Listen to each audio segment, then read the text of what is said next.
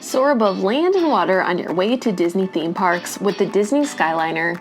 Thanks for watching Optimistically Disney, where we love all things Disney. Remember to like, subscribe, and ring the bell to get notifications when a new video comes out. Thanks for joining me today.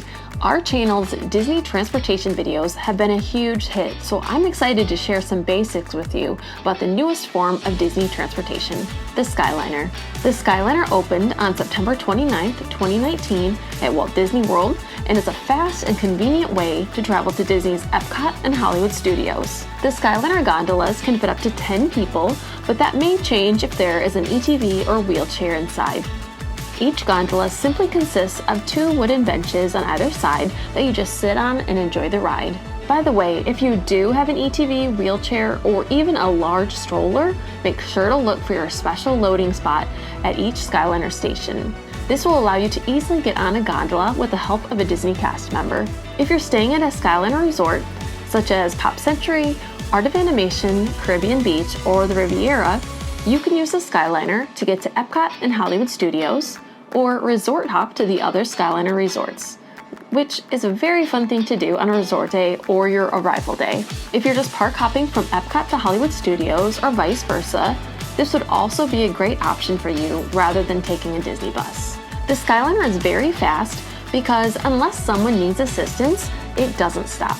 It simply glides slowly through the air and through the loading areas. It will slow down enough for you to hop on or even push a stroller or wheelchair on. As I said previously, the cast members will give you more specific directions if you're in an ETV or just need more assistance. One fun thing about the Skyliner is that the gondolas are adorable. They did such a great job making these a fun form of Disney transportation for your whole family as you see which gondola you'll get and check out all the gondolas you pass along the way. If you don't get a character gondola, the benefit is that your views will actually be clearer because you don't have the wrap. The character decor will distort your view a little bit, but it's fun anyway.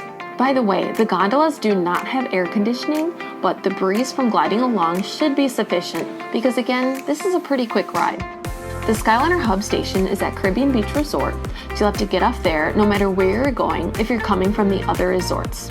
If you're staying at the Riviera, you can go directly to Epcot, but you'll have to get off at Caribbean Beach to get to Hollywood Studios. If you're coming from Art of Animation or Pop Century, you'll have to get off no matter where you're headed to. Also, since Caribbean Beach is such a spread out resort, it may be easier for you if you're staying in the Aruba or Martinique sections to walk to the Riviera Skyliner station instead of the Caribbean Beach hub. Do what's best for you, but one thing to keep in mind. Pop Century and Art of Animation Resort share the same Skyliner station, which is located on the bridge between the resorts over Hourglass Lake. Even though this is shared by the two resorts, you shouldn't have to wait too long. The mornings may be busier when the parks are opening, so be patient if there's a long line right away. Once the Skyliner starts running, the line should start moving very steadily. Typically, the Skyliner will open 1 hour before early theme park entry. It will then close 90 minutes after Epcot or Hollywood Studios closes. On nights with extended evening hours at Epcot, it will close 1 hour after that park close time. But this is only for the section from Riviera to the International Gateway because extended evening hours are only available to deluxe resort guests. Here's a map of the Skyliner route. And if you're curious, here's how long it takes to get to each stop. Caribbean Beach to Epcot is 12 minutes. Caribbean Beach to Riviera is 3 minutes. Riviera to Epcot is 9 minutes. Caribbean Beach to Hollywood Studios is 5 minutes, and Pop Century and Art of Animation to Caribbean Beach is 5 minutes. Epcot to Hollywood Studios will be approximately 20 minutes because you'll have to go from Epcot to Caribbean Beach and then switch to the Hollywood Studios line. An important thing to note is the Skyliner will drop you off at the front of Hollywood Studios but the back of Epcot. So if you're starting your morning at Epcot, it's perfect for jumping in line for Remy's. But you may have to power walk to get over to Cosmic Rewind. Look at the Epcot map before you plan out your day because it will be different than if you take a bus to Epcot like the other resorts. Also, if there's bad weather, the Skyliner will not be running, so you will need to take a bus instead, which will be located at the front of each park. This isn't as bad at Hollywood Studios, but it's kind of a bummer at Epcot if you have to walk all the way to the front of the park if the Skyliner isn't running and you didn't realize it until you already walked to the back of the park. It wouldn't hurt to check your My Disney Experience app to see if the Skyliner status is updated there if you're at the park on a rainy day.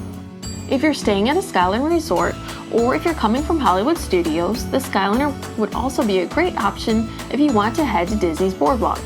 Simply take the Skyliner to Epcot, and then instead of walking into Epcot, just walk over to the Boardwalk. It should take about 5 to 10 minutes. You could also take a friendship boat from the International Gateway, which is located very close to the Epcot Skyliner station. This would be more fun than walking and will drop you off at the Boardwalk. One more random note about the Skyliner is that there are restrooms at the Skyliner stations.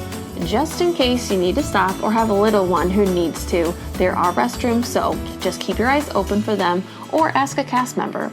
Something to think about before you get super excited about the Skyliner is to examine if you or anyone in your party is afraid of heights.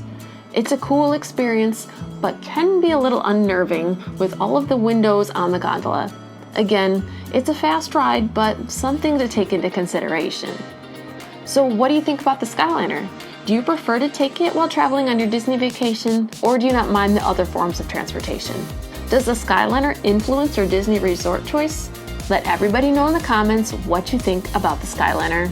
Again, thanks for joining me today, and thanks for watching Optimistically Disney, where we love all things Disney.